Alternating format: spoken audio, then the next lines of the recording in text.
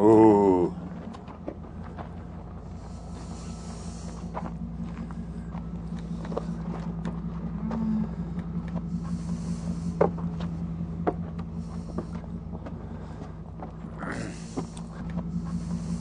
When being a cowboy comes to this, when you have to climb a set of stairs to get on a horse.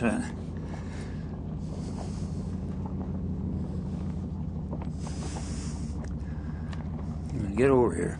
Get over here, closer.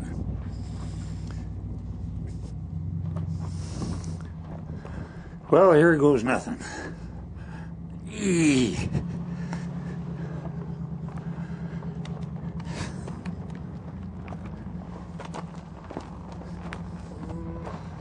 There. Oh man, that feels good.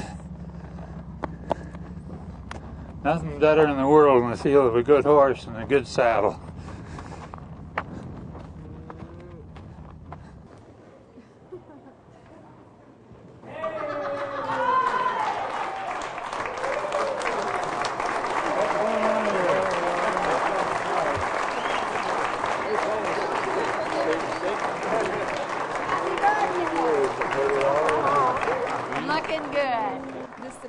It's a big celebration of life, and it's a celebration of Dayton Hyde's life. And if I would have asked him, he would have told me no. So I did it anyway. You got a cowboy outfit on. I was born up in Marquette, Michigan in 1925, a long time ago. It was mainly forest land in that day and age, and my dad had multiple sclerosis, and we had a camp on a lake. So outside of the school year, we were pretty much alone down on the lake, no other people around, and my playmates were wild animals and birds. It was the best life in the world, and it was the only life I knew and could imagine at that time. I hadn't heard that horses existed, but one day I saw a picture in a paper of a horse, and I thought, I gotta have that one. I gotta go where horses are, so wild horses drug me away from here. And when I was 13, my uncle had written a letter from Oregon saying his cowboys had just run in 30 wild horses and were in the process of breaking them. And what kind of a letter is that to write a kid if you don't expect them to run away and join you? Horses, when they run, represent freedom. There's a joy to them. You see these little foals kick up their heels and buck and just having a great time out there like school children at recess. And freedom is a marvelous thing. I just developed a love of horses right there on the spot. I spent all my time on horseback, and I always regretted having to get off the horse to go and eat.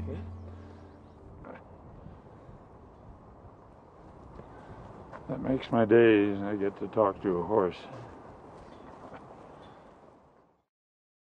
The other day, flying into Salt Lake City, and most of you know how rough it is, and there was a young lady sitting next to me with a newborn baby, and the plane was pitching and reeling as we were coming into the airport, and she began to nurse the baby, and she looked over at me apologizing. It says my baby's ear, it makes my baby's ears feel better. I said, gee whiz, lady, all these years I've been chewing gum.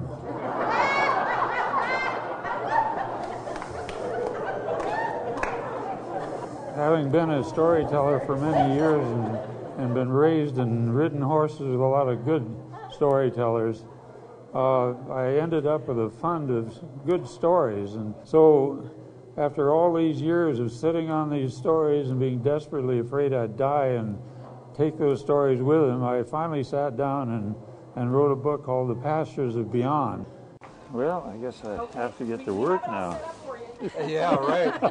I knew I loved to write, and the teacher would always encourage me, and I wanted to be a writer, but more I wanted to be a cowboy, because I knew that I would have to do a lot of adventuring and a lot of learning before I would ever be able to write a book. How would you like this autograph? This is for my brother Dan. The need to tell stories just built up in me, and I noticed when I'd go to a cattleman's convention, I'd be telling these stories, and people seemed to really enjoy them. So I got the idea that I should write a book and where I'd bounced a lot of short stories and articles off publishers, the book thing caught on, and that was a book called Sandy about the sandhill crane. And I think most books I've written, although the reader would never know it, were written in anger. I was trying to change things.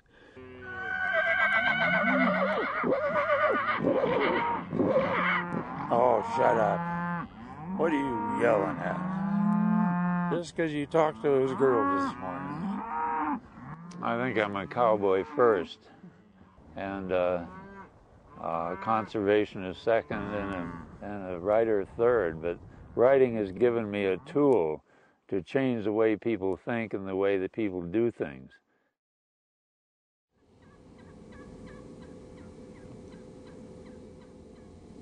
"17 years ago, we picked up the phone, we called the Bureau of Land Management, and we said, we've got an idea. We'd like to see in South Dakota a lot of wild horses, and we'd like to see them on a sanctuary. And we think it'd be a wonderful tourist attraction in South Dakota. It'd be good for all of us."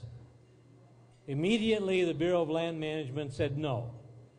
About 10 days later, Governor Mickelson called me and said, "There's a fellow in Oregon who wants to do what you fellows are talking about.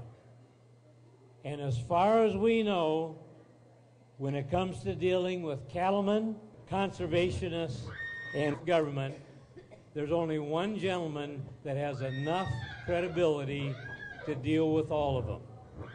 And we said, "Who would that be?" And they said, "Dayton O. Hyde." I was out buying cattle in Nevada, and I kept passing the government feedlots where thousands of government-captured wild horses were being held captive, and I felt that I had an obligation to get those horses back running wild and free. And the then governor of South Dakota, George Mickelson, heard what I was doing and asked me to look at this land. It was 11,000 acres of wonderful, rough, rugged land with lots of grass, and I knew when I saw it that I'd found a perfect place for those horses.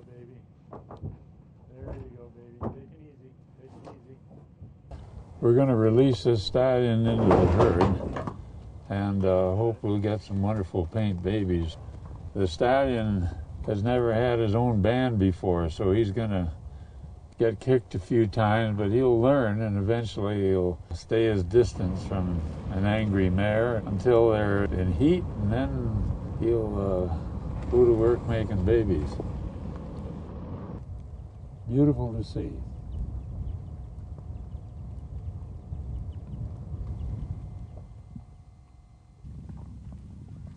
The worst thing anybody ever called me was an environmentalist. People thought I was crazy, and the local people were aghast. This was a cattle and sheep ranch, and until 1930 there were wild horses here, and people had to really work to get rid of.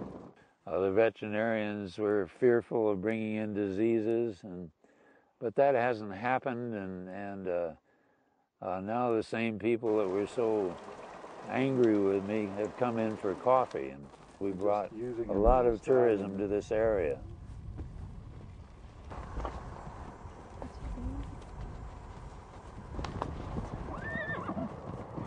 A lot of these horses are 40 years old now, and they love it here so much that they're just not about to die. They go as long as they can. And there are no predators, and there's no stress. So there's nothing to bother them here. All they have to do is graze and look pretty and smile at me when I go by. So, who's paying you to clown?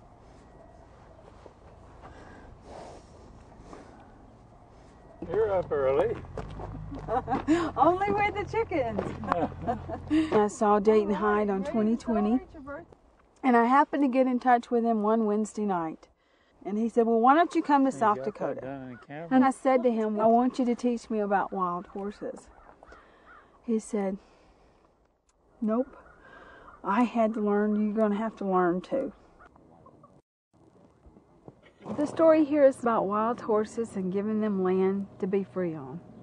A horse is so much a part of American history. that it's very important to save it. And unfortunately, the economic side is it costs money to run a sanctuary. I don't know how people can do it in less than $2 per head per day. We spent $88,000 last year on hay alone, not counting grain. So people don't realize that when you buy the land, your expenses have just started. Care I can do myself, but hay requires us paying hard money for those animals. So the press is full of big dreams of people that want their name in the paper and that come up with ideas that are eminently unworkable. My fear is that people have no idea how difficult it is, and that it's 7 days a week and there are no vacations and there are no salaries, because there's just not any money coming in. So Susan has been a volunteer for 10 years, and I've been a volunteer for 17. There's just we're lucky to break even. And the nice thing about it is that this land this 11,000 acres is set up so it can never be built on, and the horses are my partners in saving this land. We'll just do the best we can, and we'll figure out how to pay for them later.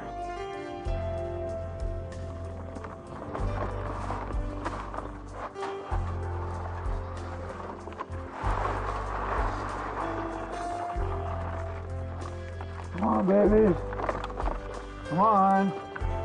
The old man who sold me this ranch said you'll starve to death, but there'll be lots to look at. I'm amply paid in scenery.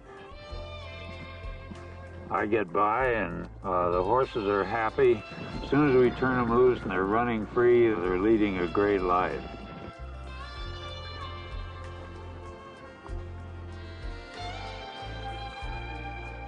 So in 100 years from now, when I come back with a horse, I'll have this place to gallop over.